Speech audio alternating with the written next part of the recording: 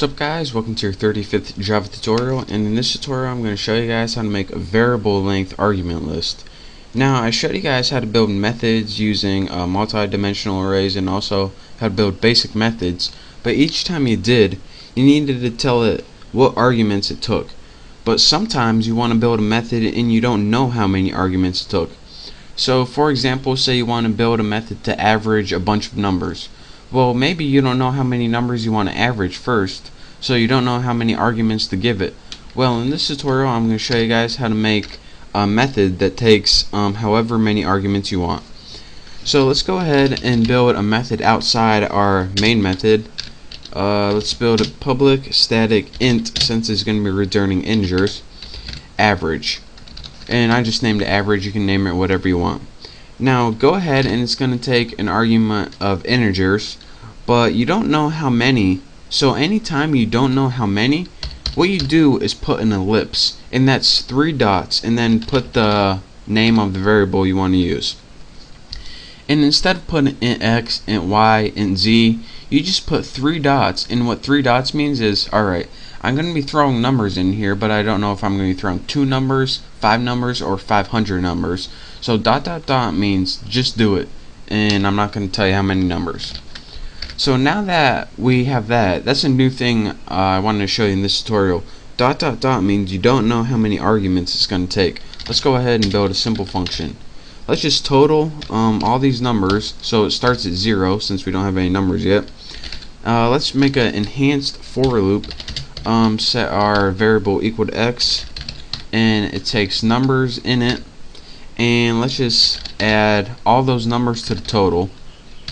So total plus equals x, so it's going to loop through all those numbers and add them all to the total. So now after that we just need to return the average. So return total over numbers the length. So what this does, if you threw 5 numbers in here, it's going to return total divided by 5.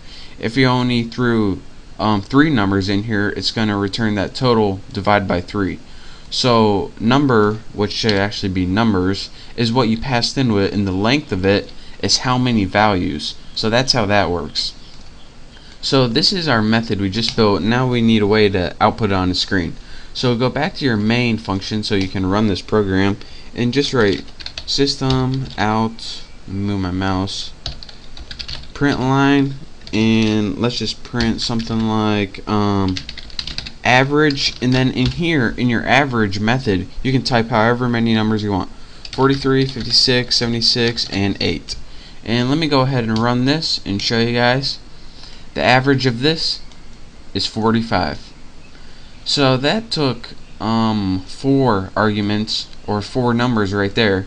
But let's say we wanted to add more, 65, 76, 2, and 31. Let's go ahead and run this. Does it still work? Yep. Interestingly enough, the average is only 44 for this. Interesting. So this is what this does. Anytime you want to build a method, this is the meat of this tutorial right here. Anytime you want to build a method that you don't know how many arguments it's going to take, so for example we passed like 4 the first time and 8 the second time, what you want to do is put what type it is, the ellipse, and then you just give yourself a variable that you can work with in your method. So again, that ellipse right there means I don't know how many it is, so I don't have to make it over and over again.